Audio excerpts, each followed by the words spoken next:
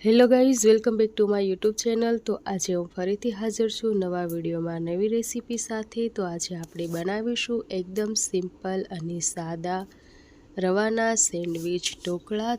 જો તમને મારી ચેનલના વિડીયો ગમતા હોય તો વિડીયોને લાઇક કરીને ચેનલને સબસ્ક્રાઈબ કરજો અને સાથે સાથે બેલ આઇકન પ્રેસ કરજો, જેથી કરીને કે મારા આવનાર નેક્સ્ટ વિડીયોની નોટિફિકેશન તમને આસાનીથી મળી શકે।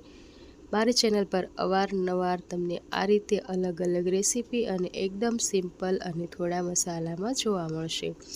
તો ચાલો જોઈ લઈએ રેસીપી રવાના ઢોકળા આજે આપણે બનાવીશું। તો રવાના ઢોકળા બનાવવા માટે આપણે લેવાનો છે 1.5 કપ રવો અને 1 કપ આપણે એમાં ઉમેરશું દહીં।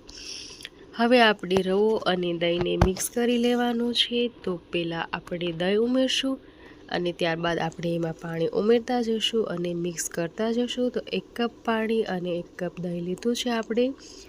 તો ટોટલ 2 કપ આપણે આમાં ઉમેર્યું છે દહીં અને પાણી થઈ અને 2 કપ થયું છે અને 1.5 કપ રવો આ રીતે આપણે રવાની ઘોળી અને પલાળી દેવાનો છે। 20 મિનિટ સુધી સાઈડમાં ઢાંકીને રાખી દઈશું। ત્યાં સુધીમાં આપણે કરીએ બીજું કામ। તો મિક્સરની જારમાં આપણે લેવાનું છે કોથમરી, લીલા મરચાં, આદુનો ટુકડો, 5 થી 7 લસણની કળી અને એક આપણે લીધું છે અડધું લીંબુ અને મુઠ્ઠી ભરીને સિંગદાણા, સ્વાદ પ્રમાણે મીઠું। હવે આપણે આને મિક્સરની જારમાં પીસી લેવાનું છે। તો આ રીતે આપણે પીસી અને ચટણી તૈયાર કરી લીધી છે। તો 20 મિનિટ થઈ ગઈ છે ગાઈસ અને હવે આપણે રવો ચેક કરી લઈએ। તો આપણે રવો પલાળ્યો તો એ રવો હવે આપણે યુઝ કરવાનો છે। તો રવો સરસ રીતે ફૂલી ગયો છે અને હવે એમાં થોડુંક પાણી ઉમેરી અને આપણે મિશ્રણ તૈયાર કરશું। તો સાવ પતલું પણ ન થઈ જાય અને એકદમ ઘાટું પણ ના હોવું જોઈએ, મીડિયમ થિકનેસવાળું આપણે બેટર જોશે। તો હવે આપણે આમાં ઉમેરશું સ્વાદ પ્રમાણે મીઠું। તો 1 ચમચી મીઠું મેં ઉમેર્યું છે અને હવે ફરીથી આપણે રવાને મિક્સ કરી લેવાનો છે। તો આ રીતનું ઘોળ આપણે તૈયાર કર્યું છે અને હવે અલગ અલગ આપણે 2 વાસણમાં ઘોળ લઈ લેવાનો છે। તો 3 હિસ્સા આપણે કરવાના છે રવાના ઘોળના। તો તમે જોઈ શકો છો કે મેં વાટકામાં વધારે રાખ્યું છે અને જે વાસણમાં આપણે ઘોળ તૈયાર કર્યું છે એમાં થોડુંક ઓછું, કેમ કે આપણે એમાં ઉમેરવાની છે તૈયાર કરેલી ચટણી। તો ચટણી ઉમેરવાથી ત્રણેય બેટર એક પ્રમાણમાં થઈ જાય છે। લીલું બેટર મેં થોડુંક વધારે રાખ્યું છે અને હવે આપણે આમાં કરી લેવાની છે તેલ લગાવી અને થાળીને ગ્રીસ।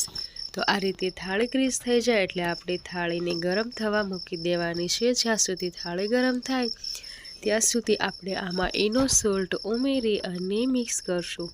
ઈનો જે છે એ આપણે લાસ્ટમાં ઉમેરવાનો છે અને જ્યારે થાળી ગરમ થવા મૂકીએ ત્યારબાદ જ આપણે એમાં ઈનો ઉમેરશું, જેથી કરીને કે આપણા રવાના સેન્ડવિચ ઢોકળા જે છે એ પરફેક્ટ બને। હવે આપણે આ મિશ્રણને પૂરી થાળીમાં સરસ રીતે ફેલાવી દેવાનું છે। તો ખાસ ધ્યાન રાખવાનું છે કે આપણે જ્યારે આ બેટર ફેલાવીએ તો એમાં કિનારાની સાઈડ કોરી ન રહે અને આ બેટર પણ આપણે એની જેમ જ તૈયાર કરવાનું છે। તો ઢાંકણ ઢાંકીને થોડીક વાર રાખ્યું, તે બાદ હવે આપણે બીજું બેટર પણ ઈનો સોલ્ટ ઉમેરી અને હવે આપણે એની ઉપર પાથરી દેવાનું છે। તો આપણે કલરવાળા ઢોકળા બનાવીશું, બંને સાઈડ વ્હાઈટ અને વચ્ચેનો જે ભાગ છે એ આપણે ગ્રીન રાખશું। તો ઢાંકણ ઢાંકીને આપણે આ કલરવાળા ઢોકળા પણ પકવી લીધા છે અને લાસ્ટમાં આપણે વ્હાઈટ ફરીથી રવાનો ઘોળ ઉમેરશું અને એને પણ આપણે પૂરી થાળીમાં આ રીતે સરસ ફેલાવી દઈશું। ફરીથી આપણે ઢાંકણ ઢાંકી અને થોડીક વાર આપણે પકવી લઈશું। તો આપણા ઢોકળા હવે સરસ રીતે પાકી ગયા છે। લાસ્ટમાં આપણે આમાં ઉમેરશું મરીનો પાવડર। તો ટોટલ આપણે લાગી છે 25 મિનિટ મેં ઓફ કેમેરામાં ઢોકળા બનાવ્યા છે, જેથી કરીને કે વિડીયો લાંબો ન થઈ જાય। તો હવે આપણે સેન્ડવિચ ઢોકળા ચેક કરી લીધા છે। તો સેન્ડવિચ ઢોકળા તૈયાર છે અને હવે આપણે એને ઠંડા કરવા માટે લઈ લેવાના છે। તો ઢોકળા આપણા સરસ મજાના ઠંડા થઈ ગયા છે અને ઢોકળા ઠંડા થાય ત્યારબાદ જ આપણે એમાં કટ લગાવવાના છે। તો ઢોકળા આ રીતે આપણે કટ લગાવી લીધા છે અને હવે આપણે વઘાર કરવાનો છે। તો તમે જોઈ શકો છો કે કેટલા સરસ મજાના સેન્ડવિચ ઢોકળા આપણા બન્યા છે રવામાંથી।